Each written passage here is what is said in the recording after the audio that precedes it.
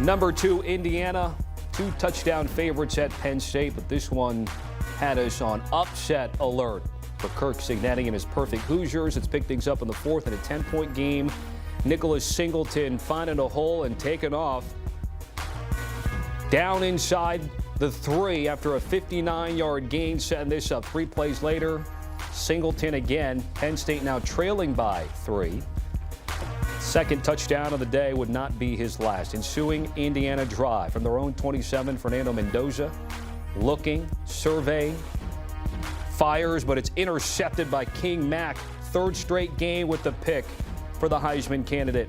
Ensuing drive, Ethan Grunkenmeyer going to find Singleton, who breaks a tackle down the sideline, in for a 19-yard touchdown, his 3rd of the day. 17 unanswered points for the Nittany Lions. Singleton, the first Penn State player with 2 or more rushing yards and 1 receiving touchdown in a game since Saquon Barkley touchdowns in both departments. All right, so here's Fernando Mendoza down by 4. Less than a minute left to go. Charlie Becker leaping. 17-yard gain inside the 10. Career-high 7 catches for 118 for Becker. 3 plays later, Omar Cooper Jr. worth many more looks. Right foot, left foot. That would have been good in the NFL. Indiana now leads by 3, but there's still time in this game. It would come down to a Hail Mary at the end for Grunkenmeyer. Midfield, under pressure, has a chance to step into it, looking for Kyron Hudson. Broken up, and that is it. Perfect season continues for IU as they don't cover, but they win. Cignetti, 3rd coach in the last 50 years to start 10-0 in each of his first 2 seasons at any FBS school. He joins Larry Coker and Urban Meyer in that department. 27-24 again is your final. Over 48.5 cashes. And for Penn State, 6th straight loss after starting the season 3-0. Welcome to college football post game. What a finish. Had me mouthful of marbles there. I'm Tommy Tran, Damien Harris, Bryant McFadden, and Danny Kanell. Guys, you were all watching the ending of this game. B-Mac, I'm going to give you first word. What stood out to you about this electric finish between these two? Just the finish for Indiana. In the second half, their defense couldn't get any stops. The running game was clicking for Penn State, and they found a way to not just get back into this ball game, but take the lead. And then, Danny talked about Mendoza needing that Heisman-like moment. Well, it surfaced late in the 4th quarter because they were down, 4 points. They needed a touchdown to win, no timeouts, and he had his best drive in the more critical moments of that ball game. Charlie Becker had a great day filling in when you look at the losing their top wide receiver, and the job that Omar Cooper Jr. did in that game-winning touchdown catch. Not just one foot, but the other as well. He was in on Saturday, also in on Sunday. This was a huge win, and this is what we like to see in college football in terms of adverse situations. For Indiana, they've been fairly comfortable in these moments. Their back was finally against the wall. We wanted to see exactly how they will answer, and guess what? They answered with a much-needed win. Danny?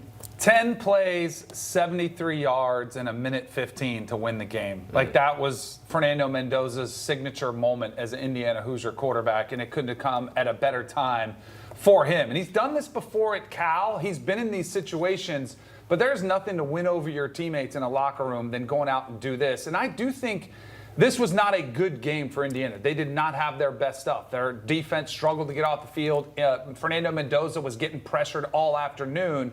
But this is a good battle test for them. And they stepped up and answered it and passed that test with flying colors, because at some point in the season, you're going to face a drive like that and a situation like that. And I look around some teams, and that's one thing I've wondered about Ohio State. Will they ever have to face that, or could it be in a Big Ten championship or in a playoff game where all of a sudden all right, that's your first time. Now Indiana's been there, and that experience, I think, will help them moving forward as they go through what they want to do, which is ultimately win a national championship. Tommy, you want to know what I love about college football right now? What is and that? A lot of people talk about parity, right? You want to hear some parity.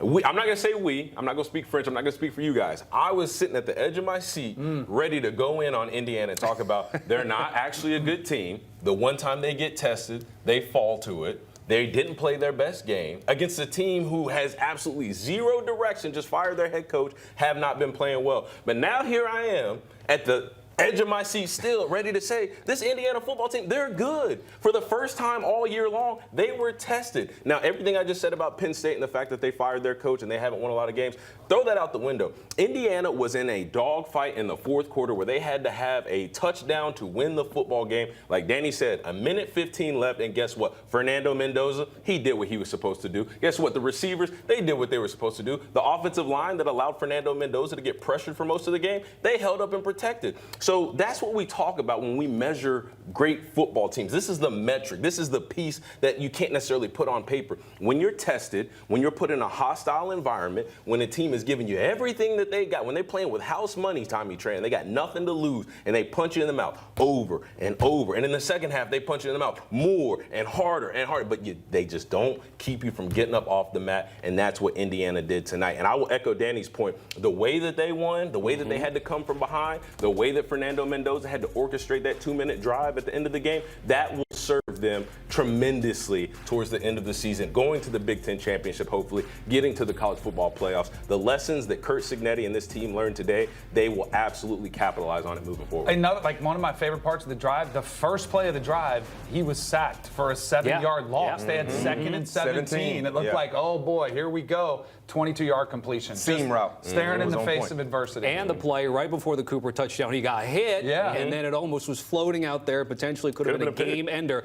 To your point, it's interesting because the margins are razor thin. We have an entire research team going, if Penn State wins, when they were ready to go, what was going to happen to Indiana, all the conversations. Guys, do we have that Mendoza graphic with the first 9 drives versus the final drive once again there against Penn State? Again, first 9 drives, you see the splits, final drive 5 for 8, 87 passing yards, and that passing efficiency. By the way, Fernando Mendoza, now the betting favorite for the Heisman, plus 150. Julian Sandwich, Ohio State is playing right now, plus 230. Ty Simpson will have a chance to answer. He's third with shortest odds at plus 470. Danny, if I were to give you a free bet for the Heisman right now, where would your money go? Can I take it on the winner of the Big Ten championship game? Because that's what I said before the game. So it's almost a say in Mendoza and then the field. But I think Ty Simpson is there, but I think a lot of times you can't win the Heisman right now. You can lose it though. Like if Fernando Mendoza doesn't have that drive, he's out. Like and I do think he has a clearer path to get there. Sayin only has the Michigan game really, and they're probably going to be a 7 or at least a touchdown favorite in that one. While Ty Simpson still has a couple tough tests. But that could be a blessing and a curse. But I'm going to go with the short things of the guys that get there smoothly. And then in the Big Ten title game, I think it'll be a huge opportunity. Whoever wins that game and outshines, I think takes home the Heisman. Let me ask you this, because we're talking about recency bias. We're talking about the Heisman. Fernando Mendoza in particular, he did not play his best game. But you even talked about Heisman voters, NFL scouts, GMs. They turn on the tape and they want to see what Fernando Mendoza did on that last 2-minute drive. Now I'm asking you, Danny. This isn't a loaded question. I genuinely want your opinion. Does the performance by Fernando Mendoza and what he did on the last drive of the game, would that supersede let's say a cleaner game from start to finish, let's say 320 yards, 2 touchdowns for Ty Simpson against an LSU, which by the end of the night with those 2 nights from those 2 quarterbacks, who do you push as the Heisman favorite? You asked me, but B-Mac's over here shaking his head like, no, I think it does. I think they want to see those pressure-packed opportunities rather than a blowout game where you're just padding your stats. They want to see crunch time moments, and those resonate with voters. Go ahead, B-Mac. Well, Ty Simpson has had those type of moments. Yes. He has, multiple times. And he's going to have more chances. Yeah, and that's why I like Ty Simpson or Julian saying, even though the Mendoza is the favorite based on what just happened, at the end of the day, I like Ty Simpson, I like Julian saying because of their schedule the rest of the way. They will play ranked teams before they get to their conference championship game. When you look at Indiana, the remainder of their schedule is pretty much the bottom dwellers of the Big Ten. That hurts in terms of winning the Heisman and knowing how important November football is. Now the Big Ten championship game will be major. But if you're Julian saying in that final game against Michigan, who will be ranked foreseeing anything crazy happening. And he has a great game against that team, against that defense, and that rivalry. He goes into the Big Ten championship game with more Heisman leverage than a Mendoza, where his last ranked opponent was weeks ago. But that's where I think Mendoza he has to win that game then. Like that's Yeah, where he would that's the absolutely. winner of the Big Ten championship game. And then also, too, for Mendoza, the same thing he will be fighting against with Julian Sain, who will be fighting against Ty Simpson as well. Because Ty Simpson can have the same argument that Julian Sain has before he gets to the SEC championship game. He's seen ranked teams. 4 of them. One interesting thing, too, is Indiana's 10-0. So he only has 2 more games left. Sain and Simpson have 3 more games. I mean, they got Wisconsin and Purdue. So basically, they got Wisconsin and Purdue. So left, basically, Indiana. what we're saying in totality is this had to be Fernando Mendoza's Heisman moment Yes. because based on the competition the rest Correct. of the way, regardless of how well he performs, we're not going to look at those as Heisman type moments. because of the Against schedule. Wisconsin and Purdue, if he puts up 4 touchdowns in each one of those ball games, you're like. But then I would ask the same exact question that I started with, Tommy Tran. If this would now let's just say, let's take Julian Sain and Ty Simpson out of the conversation right now. If it's just Fernando Mendoza and this was his Heisman moment, is that still enough? Like 1 2-minute drive at the end of the game when you played like crap. Right. The first. That's why Mindful of my words, Tommy good. Tran. But again, is that really enough though for a Heisman type moment? No, Again, against a Penn State. But that's why I think the winner of the Big Ten champion, if he beats Ohio State, that's the one that they'll be looking for. And Ty Simpson will be like. This was a 2-touchdown point spread. That's exactly what it is for Alabama LSU tonight. So we could see a Heisman moment from Ty Simpson. We think it'll be a stat padding game, but that's what we thought we were going to get from Fernando. You just never know. That's why we love this sport. Well, that's the thing. This Heisman odds in general, it's like a Peloton stock market. It's like when you get it, well, you get it. From the moment, Mendoza's there, but there's opportunities, as we've just talked about. Mendoza's not going to have as many opportunities until a championship game opportunity as much as Ty Simpson will have in the regular season. And you just start stacking up them chips, You start stacking up the Ty Simpson against Georgia. You get more chips, and right now Mendoza's trying to stack up those chips. So it'll be interesting to see. Again, Indiana survives that game against Penn State as 2-touchdown favorites, and they end up winning by 3 to maintain that perfect season after this college football Saturday.